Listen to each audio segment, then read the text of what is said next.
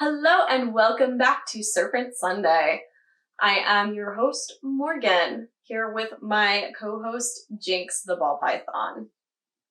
Today, the topic of discussion is going to be the prehistoric post-dinosaur king of the Colombian rainforest, the Titanoboa.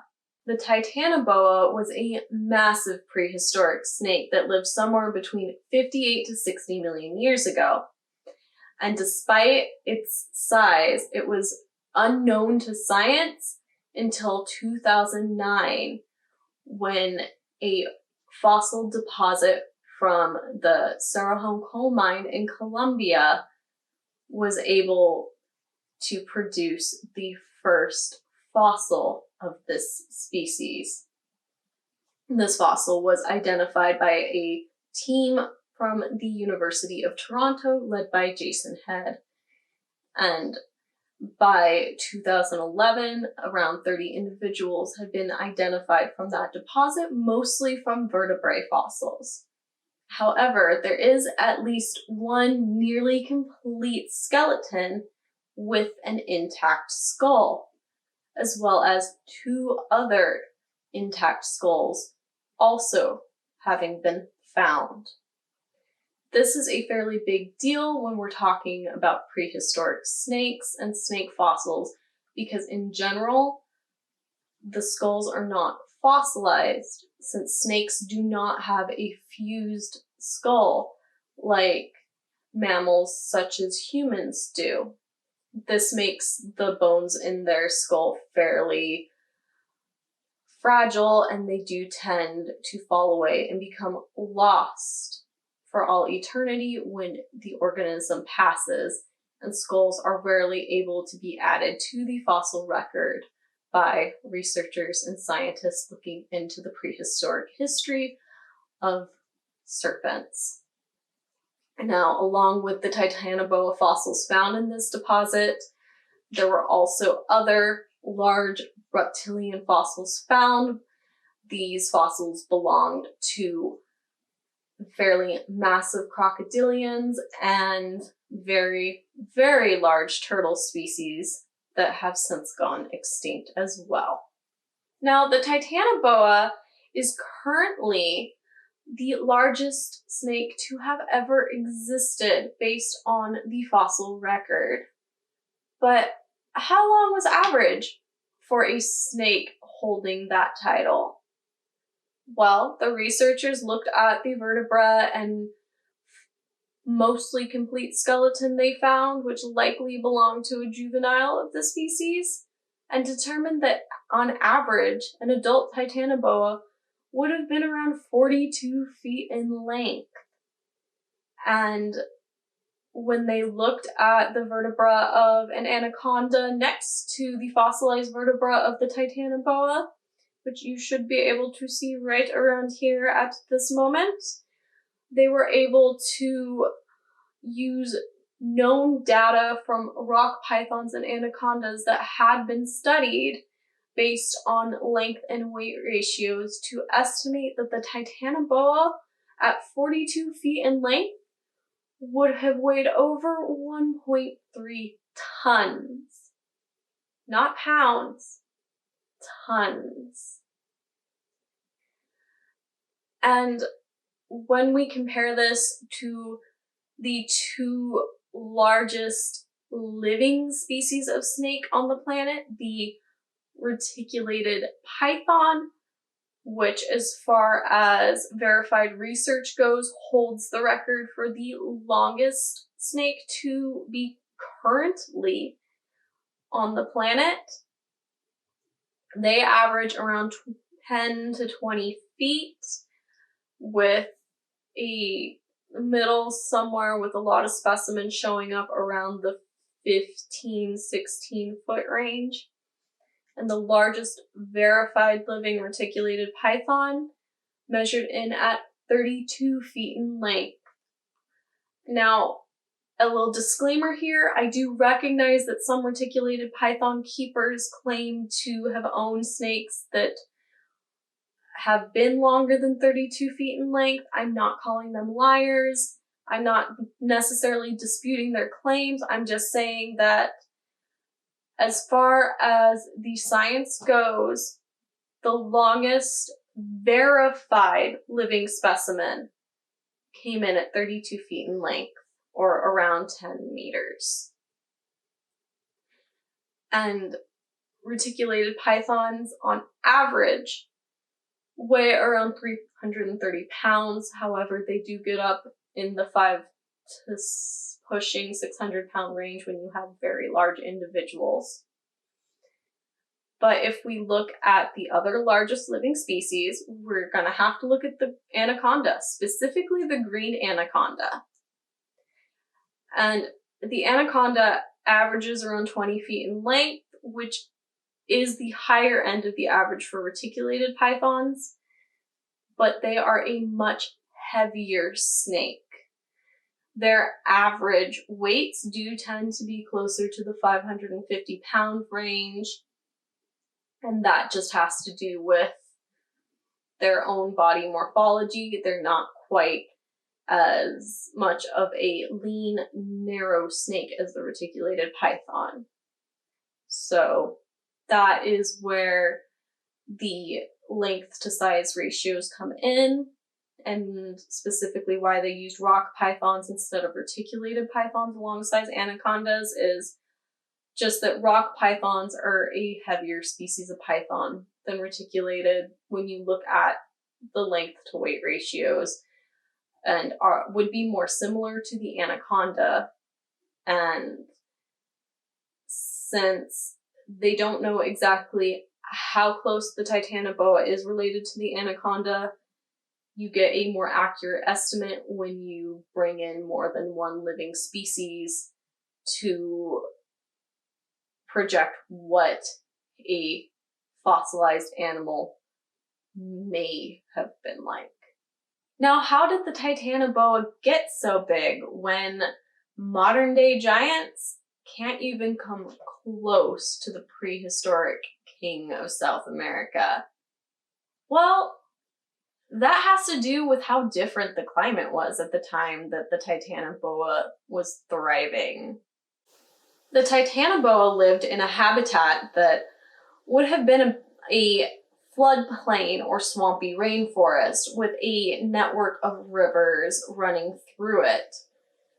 It also would have had an average yearly rainfall of about 150 inches a year, which can be compared to the present-day Amazon average of about 80 inches per year to give you a bit of a scale of about how much more wet the environment would have been 60 million years ago. And they can estimate this rainfall based on the plant fossils that were found in that very same deposit that gave us knowledge of the Titanoboa. The trees found there had very wide leaves, which are characteristic of trees that are common in tropical rainforests. It's just that their vegetation would have dwarfed the species we currently have alive today.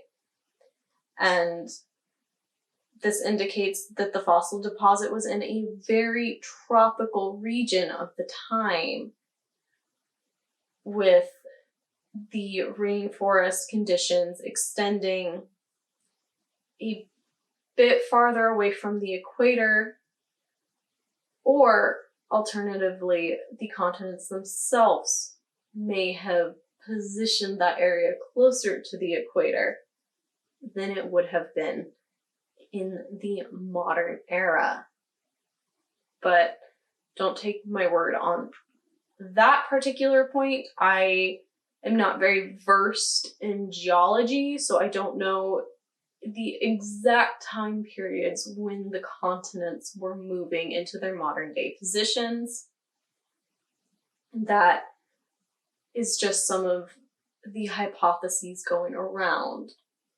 However, it is fairly reliable to suggest that at least where the Titanoboa lived was a tropical swampy forest. Now, this tropical swampy forest where the Titanoboa lived would have been quite warm pretty much year-round, with the average temperature being estimated to be somewhere between 32 to 33 degrees Celsius, which translates to mid to high 80s in the Fahrenheit scale.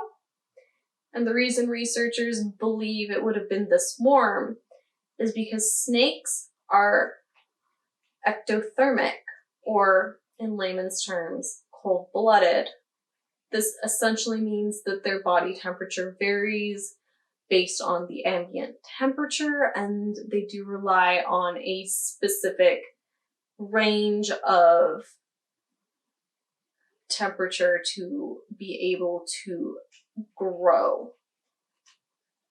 So when looking at that, researchers have been able to use the Titanoboa as a bit of a thermometer to estimate what the climate 60 million years ago was like. It is important to note here that there are other scientists that are disputing the claim that the Titanoboa can be used as an accurate paleothermometer based on the fact that larger ectotherms are able to have a bit more control over their internal environment than others. And they have used research on modern day anacondas to estimate that it may not have been quite as hot 60 million years ago, but that is still really up in the air since we don't exactly have a concrete thermometer feeding us information from way back when. I will, however, link the article in the description below that talks about why they don't think that it would have been as hot as the original researchers are claiming, if you would like to read that for yourself and come up with your own ideas and conclusions. However, a quick disclaimer here, that specific article is a scholarly source with lots of technical language and may not be reader friendly if you're not used to reading very scientific, technical papers. It is very short, so it's not that long of a read, but it is important to mention that if you're not used to that kind of article, you might be frustrated reading it. But no matter which hypothesis you're partial to, both sets of scientists and researchers do agree that the climate was hotter and wetter back in the time that the Titanoboa reigned. Now, researchers have also been able to hypothesize what the Titanoboa's behavior would have been like by looking at modern anacondas and boa species that are currently living in South America. The reason they looked at boas and anacondas instead of pythons is simply because, based on skeletal structures, they have determined that the Titanoboa is more closely related to anacondas and boas than pythons. However, it's unclear whether they're more related to the anaconda or boas, but that is less important at the current moment. They have determined that the Titanoboa was a massive constrictor, and this is pretty much based on the fact that they have no fangs that would have injected venom, and their skeletal structure is remarkably close to boas and anacondas, which are both constrictor species. And it's likely that they would have been a primarily aquatic species, or they would have primarily lived in the water, which is very similar to modern day anacondas, and is one of the reasons that anacondas are able to reach such massive weights versus boas, which have a tendency to be fairly mobile snakes that can be found anywhere from the ground to in the trees. A snake the size of a Titanoboa would likely not have been able to dwell on a land or terrestrial environment as well because of its size. It would have been awkward or even impossible to support that mass, if not for some relief and buoyancy that the water would have provided. And the diet of the Titanoboa was likely large reptiles and fish. And this is based on not only the fact that modern anacondas eat those things, but also that is the other animals that they found in that fossil deposit were reptiles and fish. So it is very reasonable to hypothesize that that's what the Titanoboa was feeding on.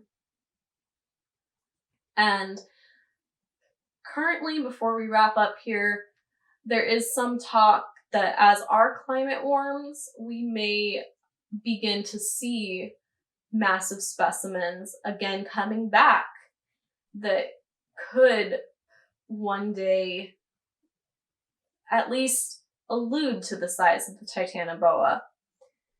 There's some debate about whether or not we will see a snake that size again. Personally, I am skeptical because a snake that size I do not think would be able to evolve now alongside humans. I do think that our species would have to go extinct for that to be able to happen.